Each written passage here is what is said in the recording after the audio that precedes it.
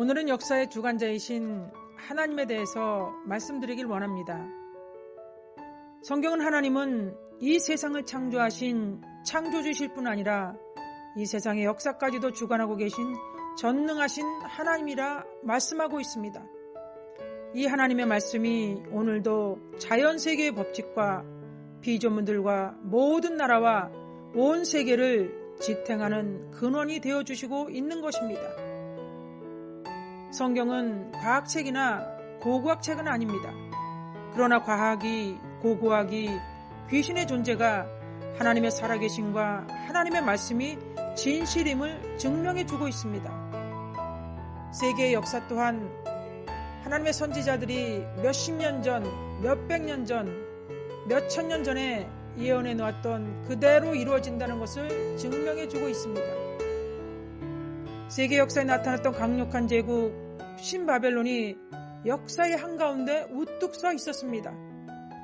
신바벨론 제국의 두 번째 왕은 느부갓네살 왕이었습니다. 느부갓네살 왕이 바벨론을 재건한 지 2년이 되던 해 기원전 603년 어느 날 잠을 자다가 이상한 꿈을 꾸었습니다. 꿈에서 한 커다란 신상을 보았는데 그 신상의 모습이 너무 두렵고 무서웠습니다. 그런데 잠을 깨고 보니 그 꿈이 생각나지 않는 것이었습니다. 느부갓네살 왕은 꿈을 꾸고도 자기가 꾼 꿈이 생각나지 않아 고민하면서 박수와 술객과 점쟁이 술사들에게 그 꿈이 어떤 것인지 알아내라고 했습니다. 그리고 그 꿈에 대한 해석까지 하라고 명령합니다. 그런데 세상에 자기 자신도 생각나지 않는 그런 꿈에 대해 말하고 해석할 사람이 어디 있겠습니까? 이제 모두가 다 죽게 될 위기에 있을 때 바벨론에 끌려갔던 유대인 다니엘은 자기가 꿈과 꿈에 대한 해석을 말씀해 드리겠으니 시간을 달라고 간청합니다.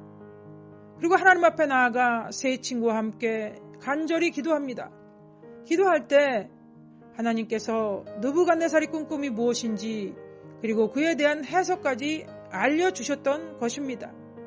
느부갓네살 왕이 꾸었던 꿈은 그가 다스리는 바벨론 왕국으로부터 시작해 그 이후에 세워지고 멸망당할 나라들에 대해 하나님께서 약 2600년간의 세계 역사의 흐름에 대해서 보여주셨고 그리고 세상 역사의 끝을 보여주셨던 것입니다. 여러분, 하나님이 왜 위대하시고 전지전능하다 할 수 있겠습니까? 이처럼 세계 역사에서 세워졌다 사라질 나라들에 대해 미리 말씀해 주실 분이 어디 있겠습니까? 그러나 하나님께서는 다니엘의 입을 통해 앞으로 펼쳐질 위대한 제국들과 세상 나라의 끝, 그 종말의 때까지 보여주셨던 것입니다. 느부갓네살 왕은 지중해 연안 국가들인 시리아와 예루살렘, 이집트를 정복합니다. 기원전 605년 이집트와의 2차 갈그미스 전투를 통해 바벨론이 이집트를 완전히 무력화시켰습니다. 이때 유다 왕국은 바벨론의 속국이 되었던 것입니다. 바벨론에서 발견된 석판에서도 이때 상황을 잘 기록해 두고 있습니다.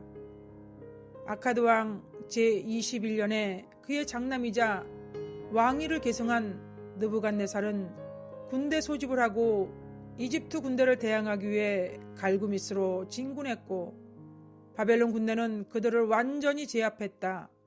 그리고 하티 나라의 모든 지역을 정복했다. 느부갓네살은 전쟁에서 승리하고 귀환하면서 유대 민족의 귀족들을 끌고 갔습니다. 이때 다니엘과 그의 세 친구들도 바벨론으로 끌려가게 되었던 것입니다. 유대인들이 바벨론에 끌려갈 것을 에레미야 선지자는 에레미야 25장 11절에서 12절에 이미 기록해 놓았습니다. 이 모든 땅이 폐허가 되어 놀랄 일이 될 것이며 이 민족들은 70년 동안 바벨론의 왕을 섬기리라. 여호와의 말씀이니라. 70년이 끝나면 내가 바벨론의 왕과 그의 나라와 갈대아인의 땅을 그 죄악으로 말미암아 벌하여 영원히 폐허가 되게 하되. 유대인들이 바벨론의 포로로 끌려갔지만 그 포로들은 다시 본토로 돌아올 것임을 말씀해 주셨습니다. 그리고 성경은 그 거대한 제국 바벨론의 멸망에 대해서도 말씀해 주시고 있는 것입니다. 성경은 바벨론을 정복할 고레스가 태어나기 100여 년 전 이사야 45장 1절에 바벨론을 정복할 사람의 이름까지 정확히 기록해 놓고 있습니다. 여호와께서 그의 기름 부음을 받은 고레스에게 이같이 말씀하시되 내가 그의 오른손을 붙들고 그 앞에 열국을 항복하게 하며 내가 왕들의 허리를 풀어 그 앞에 문들을 열고 성문들을 닫히지 못하게 하리라. 바벨론 성경에 기록된 대로 기원전 539년 10월경 페르시아의 고레스에 의해 갑자기 멸망하게 됩니다. 그들이 갑자기 멸망할 것에 대해 에레미야 51장 8절에서 9절에도 기록해 놓았습니다. 바벨론이 갑자기 넘어져 파멸되니 이로 말미암아 울라. 그 상처를 위하여 유황을 구하라. 혹 나으리로다. 우리가 바벨론을 치료하려 하여도 낫지 아니한즉 버리고 각기 고향으로 돌아가자. 그 화가 하늘에 미쳤고 궁창에 달하였음이로다. 일반 역사가들은 바벨론 제국에 대해서 알질 못했습니다. 바벨론이라는 나라는 성경에만 나오는 제국이었습니다. 그래서 역사가들은 바벨론 이야기는 신화에 불과한 것이라 생각하고 있었습니다. 유럽인들도 100년 전까지만 해도 그리스나 로마 이외에 고도의 문명을 가진 제국들이 있었다는 것을 믿지 않았습니다. 그 이유는 18세기 말여까지 고대 문명에 대한 고고학적 발굴이나 고찰이 전혀 없었기 때문이었습니다.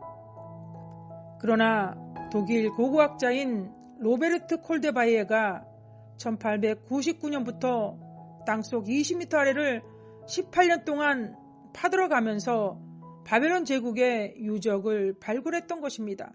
그때서야 고고학자들은 성경 기록이 사실임을 믿게 되었던 것입니다.